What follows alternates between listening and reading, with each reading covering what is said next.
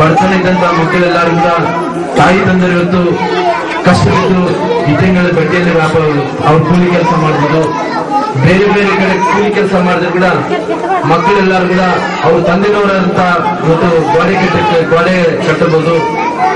ಯಾರು ಮಕ್ಕಳು ಅವ್ರ ತಂದೆ ತಾಯಿಯರು ಮೇಸ್ರುಗಳಾಗಿರ್ಬೋದು, ಕೂಲಿ ಕೆಲಸ ಮಾಡಿದಂತ ಹಿರಿಯರಾಗಿರ್ಬೋದು, ಅವ್ರ ತಂದೆಯವರು ಕೂಲಿ ಕೆಲಸ ಮಾಡಿದ್ರೆ ಕೂಡ ಮಕ್ಕಳು ಕೂಡ ಕೂಲಿ ಕೆಲಸ ಮಾಡಂತ ವ್ಯವಸ್ಥೆ ಬರಬಾರ್ದು.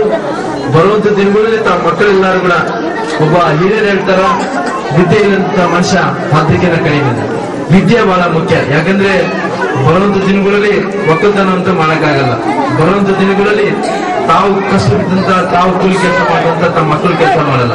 ಇವತ್ತು ತಾವೆಲ್ಲರೂ ಕೂಡ ಟಿವಿಯಲ್ಲಿ ನೋಡ್ಬೋದು, ಮಕ್ಕಳೆಲ್ಲರೂ ಕೂಡ ಬೇರೆ ಬೇರೆ ರೀತಿಯಲ್ಲಿ ಇವತ್ತು ತಾವು ಓದ್ಕೊಂಡಿದ್ದ ಶಾಲೆಯಲ್ಲಿ ಇವತ್ತು ಈ ಶಾಲೆ ತಮ್ಮೆಲ್ಲರೂ ಕೂಡ ಒಂದು ಸರಸ್ವತಿ ಮನೆ ಇದ್ದಂಗ. ಆ ಶಾಲೆಯಲ್ಲಿ ಬಡವರು ಶ್ರೀಮಂತರು, ಇವತ್ತು ಶ್ರೀಮಂತರ ಮಗ ಬಡವರ ಮಗ ಅನ್ನೋದು ಇರಲ್ಲ. ಇವತ್ತು ಶಾಲೆಯಲ್ಲಿ ಬಂದರೆ ಎಲ್ಲಾ ಮಕ್ಕಳು ಕೂಡ ಹೊಂದಾಣಿಕೆ ಜೊತೆಲಿ ಒಂದರ ಜೊತೆಯಲ್ಲಿ ಕೂತ್ಕೊಂಡ್ಬಿಟ್ಟು ಶ್ರೀಮಂತರು ಬಡವರನ್ನು ಮಾಡ್ತೀವಿ. ತಾವೆಲ್ಲರೂ ವಿದ್ಯಾಭ್ಯಾಸದಲ್ಲಿ ತಾವೆಲ್ಲರೂ ತೊಡಗ್ತೀವಿ. ತಮ್ಮ ಎಲ್ಲಾ ರೀತಿಯಲ್ಲಿ ತಾವೆಲ್ಲರೂ ಪಡೆದ ವಿದ್ಯೆ ಇವತ್ತು ಆಸ್ತಿಗಳು ಕಳಿಬಹುದು. ಇವತ್ತು ತಮ್ಮ ತಂದೆಯವರು ಎಷ್ಟೊಂದು ಆಸ್ತಿ ಮಾಡಿದ್ರೆ ಕಳಿಬಹುದು.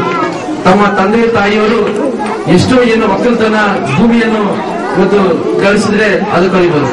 ಇವತ್ತು ಶಾಶ್ವತದ ವಿದ್ಯೆ ಅಂದ್ರೆ ಇವತ್ತು ಒಬ್ಬ ಮಗ ಒಂದು ವಿದ್ಯೆಯನ್ನು ಕಲಿತ್ರೆ ಅದು 100 ವರ್ಷ.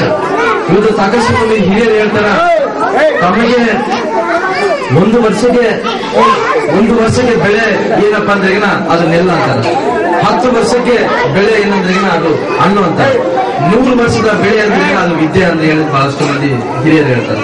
ಅದಕ್ಕೋಸ್ಕರ ಮನುಷ್ಯರು ಎಲ್ಲಾರು ಕೂಡ ವಿದ್ಯಾವಂತರು, ತಾವು ತಾಯಿ ತಂದವರು ಯಾರು ವಿದ್ಯಾವಂತರು ಆಗಿದ್ರು ಕೂಡ ಮಕ್ಕಳೆಲ್ಲ ಕಷ್ಟ ಬಿದ್ದು 10-20 ರೂಪಾಯಿ ತಾವು ಸಂಪಾದನೆ ಮಾಡಿಕೊಂಡ್ರೆ ಕೂಡ ವಿದ್ಯಾಭ್ಯಾಸನ ಕಲಿಸಿ ತಮ್ಮ ಮಕ್ಕಳೆಲ್ಲರೂ ಕೂಡ ವಿದ್ಯಾಭ್ಯಾಸನ ಕಲಿಸ್ರಿಗಿನ ಬರುವಂತ ದಿನಗಳು ತಾವೆಲ್ಲರೂ ಕೂಡ ಮುದುಕರಾದ್ರಿಗಿನ ತಮಗೆ ಅನ್ನ ಇಡಬೇಕಂದ್ರೆ ತಮ್ಮ ಮಕ್ಕಳು ವಿದ್ಯಾವಂತರಾಗಿ ಡಾಕ್ಟರ್ ಇಂಜಿನಿಯರ್ಗಳು ಆದ್ರೆ ಕೂಡ ತಮ್ಮ ಸಾಕಷ್ಟು ಒಂದು ಗೌರವಿನ ವಿದ್ಯೆಯನ್ನು ಕಲಿತಿರ್ತಿರ್ಗಿನ ಯಾರು ಸರ್ಕಾರ ಸಂಬಳ ತಗೊಳಕ್ಕಾಗಲ್ಲ.